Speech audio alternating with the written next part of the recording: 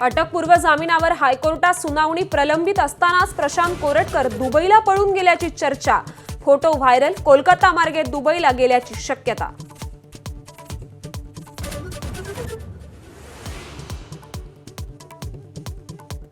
हिंसाचारानंतर मुख्यमंत्री देवेंद्र फडणवीस आज पहिल्यांदाच नागपुरात वरिष्ठ पोलीस अधिकाऱ्यांची बोलावली बैठक। हिंसाचारग्रस्त भागात उपाययोजनांसंदर्भात करणार चर्चा।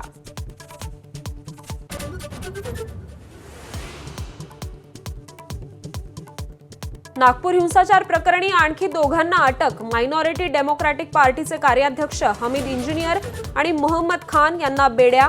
सोशल मीडियाद्वारे कट रचल्याचं समोर।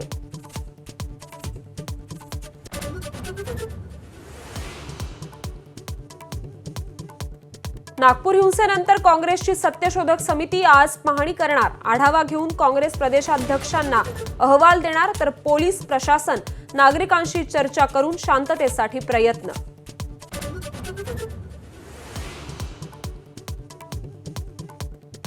नागपूर हिंसाचार प्रकरणी 3 दिवसांची न्यायालयीन कोठडी सुनावलेल्या फहीम खानचा जामिनासाठी अर्ज। आरोप खोटे असून जामिनावर सुटका करण्याची मागणी।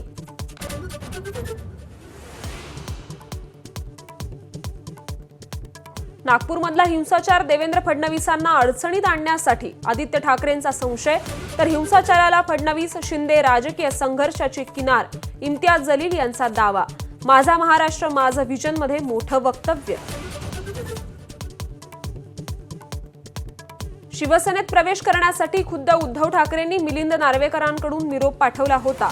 चित्रा वाघ यांचा गौप्यस्फोट। 56 वर्षा वक्तव्यावरून चित्रा वाघ आणि सुषमा अंधारेंमध्ये जुंपली।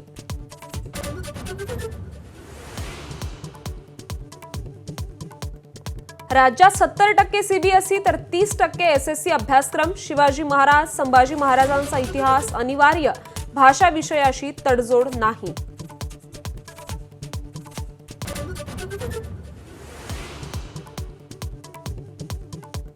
आजपासून रंगणार आयपीएलचा थरार। अजिंक्य रहाणेच्या केकेआर आणि रजत पाटीदारच्या आरसीबी मध्ये सलामीची लढत। नव्या नियमांसह नव्या कर्णधारांवर नजरा।